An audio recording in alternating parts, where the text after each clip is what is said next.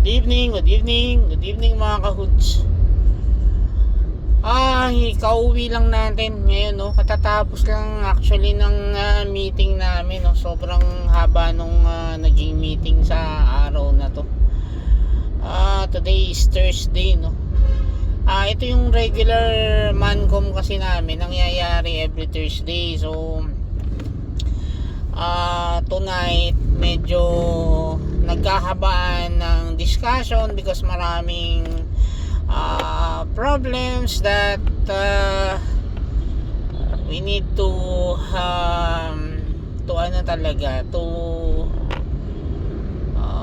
tawag dito, to resolve na hindi na mangyari next time, next time na hindi na siya mangyari kasi nga challenges siya na pwedeng ayusin, ng hindi na maulit. Actually mahirap siya, na-mention ko na rin naman doon sa mahirap siyang ayusin because the mere fact na hindi tayo sumusunod doon sa mga napapag-usapan na dapat gawin kasi very critical kasi yung planning. So since wala ngang planning, kasi nga although may nakita kang video but still hindi ka kasi makapag-plan ng maayos kung wala ka rin namang basis. Kasi ang basis doon is the market list, no? Kasi hindi ko alam naman kung ilan talaga yung ginagamit na raw materials doon, is particularly sa meat. So hindi ko kabisado yon. So ang tendency noon pagka pagka hindi mo alam kung ilan yung talagang kailangan mo, magiging magiging problem talaga na malaki. Kasi nga mangyayari, magmamadali ka talaga na makakuha ng raw materials sa kahit anong paraan just to comply with the requirements. Ang problem lang kasi talaga doon, ang mangyayari pagka nagkaganon na kulang ka sa planning, ang mangyayari doon ay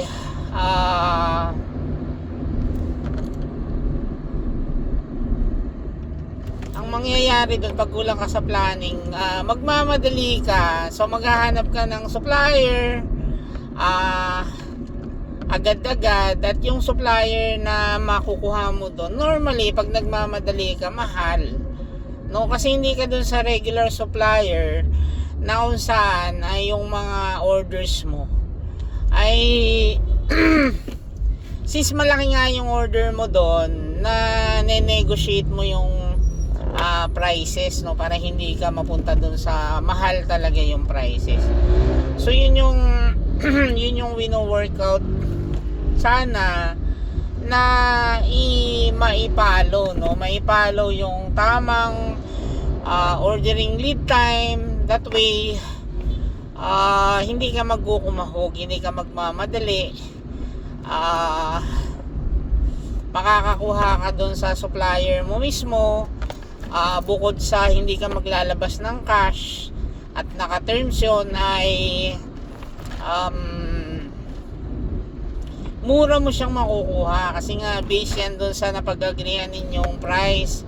Normally kasi ganun. So ngayon pag kumuha ka sa ibang supplier at hindi yun accredited nyo, ang pwede pang isang mangyari ay maaring yung makuha mong meat ay may problem din, no? Maaring makakuha ka rin ng may problem na meat na kung saan ay maaring na temperature abuse na. Ano ba yung sinasabing temperature abuse? Yung frozen siya tapos nilagay mo siya sa chiller, ang tawag doon ay temperature abuse, inabuso, di ba? Kasi once na frozen siya, 'di ba, ang frozen, ang ginagamit diyang scientific pag frozen ay pinapatulog mo yung mga bacterias niyan para hindi yan mag-grow. 'Di ba? Yan ang ginagawa ng frozen. Pinapatulog yung bacteria para hindi mag-grow or para ma-maintain na hindi siya kapitan ng iba pang bacteria. 'Di ba? Kaysa sa yung fresh tapos naka-expose sa init. Yung init kasi yan ang nagiging way para dumami yung mga bacteria doon sa product na common cause of diarrhea at other similar stomach problem, and worse yung food poisoning. Pwede ka ma-food poison kasi kung rotten na yung kinain mo na meat. So normally mangyayari yan, mapu-food poison ka.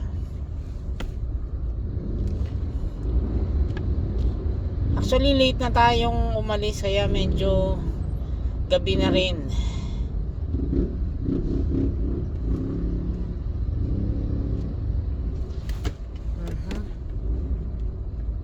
Hirap pa naman, nasa likod tayo ng truck.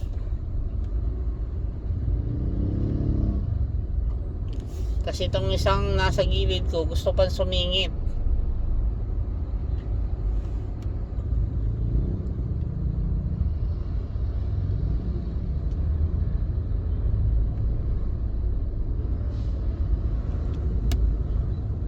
Tangina talaga to. Gago talaga eh. Sumingit ang walang hiya. O yan, sige. Diyan ka mapunta. Oh.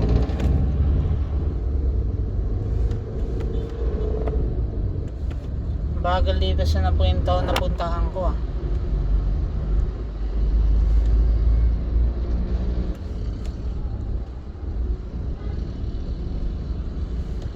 Ay nako, yun isa yung magiging possibility ay makamatay ka ng client. So kanina ay pinag-usapan namin yun. May may na-discuss na pa konti-konti, but hindi enough para i-solve yung problema, no? Kasi ang problema talaga is the lead time. Babalik at babalik pa rin sa lead time eh. Kasi may no matter what you want to maximize your operation, kailangan mo kasi i-consider doon ano ba yung stocks mo, no? Kailangan mo i-consider gaano ba karami yung stocks na nandun sa storage mo, yung capacity. Like for me, normally tag 200 kilograms lang yung capacity ng aking mga freezer doon. So for all items like frozen beef, frozen chicken, so mga ganon, tag 200 kilograms lang yung capacity. So ngayon pag ang requirements ay around 400 na, short na yung capacity ko ng 200. So kahit gusto mo pa siyang i-maximize at tumanggap ng event, hindi mo na ma-accommodate yung sobra pang 200 kilos. Now, ang pwedeng solution doon ay mag-rent ka ng freezer van, ng truck na freezer van, at siya yung gamitin mo doon. Ang problem lang yun nga, pagka wala kang planning, walang timing, kasi normally nawawala ang planning kung wala yung lead time, diba? So maaaring pag wala yung lead time, magkakaproblema ka talaga. So hindi ka makakakuha ng truck para doon, and etc. So ang tendency noon ay kung ano man yung kailangan mo ay gagamitin mo din kaagad. So ang mangyayari nga doon ay bibili ka doon sa mga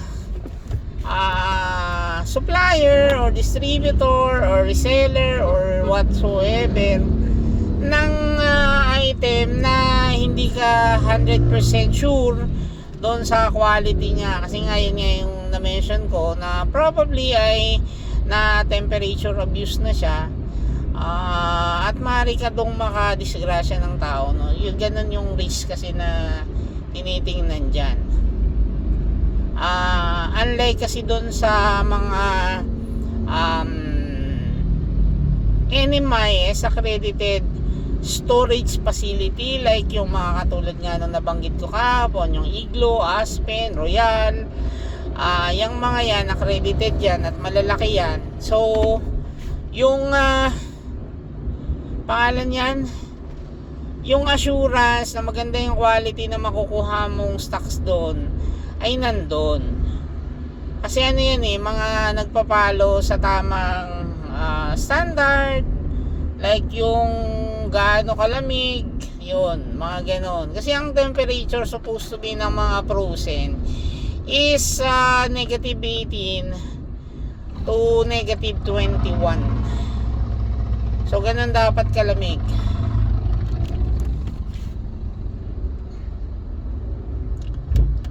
Ay nako, hopefully meron akong parking ngayon. Ang hirap kasi ng parking talaga. So anyway, malapit na rin naman ako. Nandito na ako sa may part ng Pransya. Pransya ba yan? Yes, Pransya. So hopefully hindi na traffic dun sa taas. Kasi totoo lang, medyo late na yung uwi na ganito. Kamamadali ko nga, naiwan ko yung water jug ko. Abang tawag doon, plus. Water plus pa yun.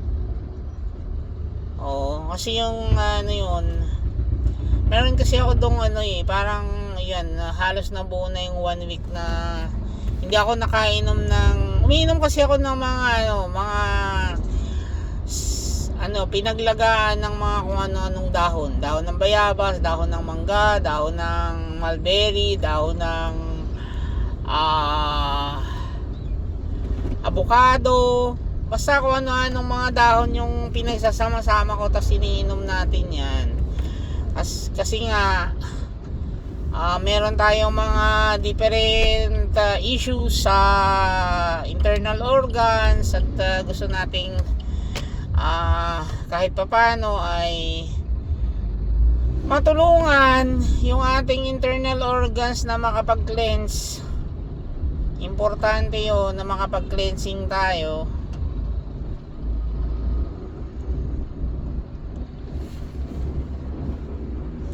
Kahapon sobrang traffic dito. Ngayon naman parang hindi naman gaano. Ito nga lang jeep na to, napakabagal magpatakbo. Ito ring motorsiklo, napakabagal din.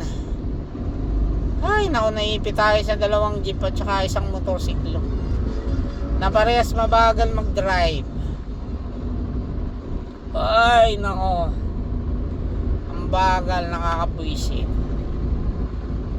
But anyway, hindi tayo nag-online ngayon, kundi nag-record na lang tayo kasi mahirap kasi pag nag-live, walang, basta hindi yun kinocompute ni Meta. Doon nga kung ano nang nangyari dito sa Meta na to, nawala na ako ng commercial.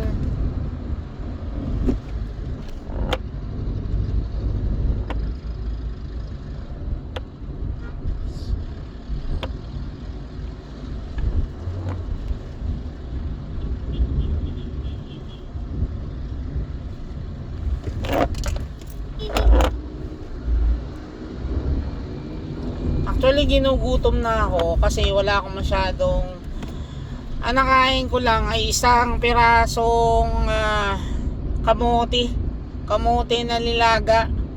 Iyon, isang piraso lang nakain ko. Ano ba yan? Masyadong ngayon maraming pag o smoke. Maraming smoke sa paligid.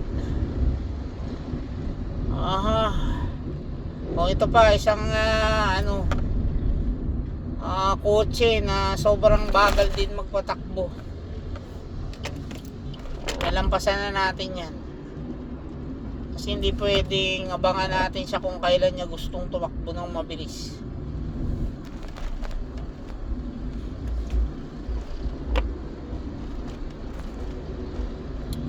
Okay. Yung isang classmate ko nagpapatulong ng makahanap ng dump truck sa parting Bicol. Kaya lang hindi ko alam lang kung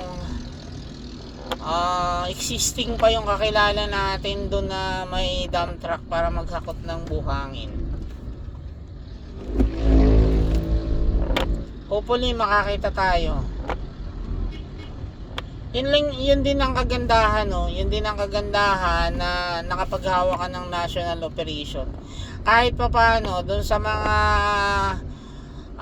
malalayong lugar, may mga kakilala ka, may contact ka. Importante kasi yun eh. Para kung may kailangan kang tulong katulad ngayon, makakakita ka ng taong makakapag-assist sa'yo. But hopefully sumagot yung mga dating staff ko. Hindi ko kasi nabalikan yung classmate ko dati dahil sobrang busy ngayong araw na to. Sobrang sakit na nga ng ulo ko eh. Masakit yung ulo ko hindi dahil sa meeting, dahil sa gutom. Ginugutom ako. Ang tagal. Nako.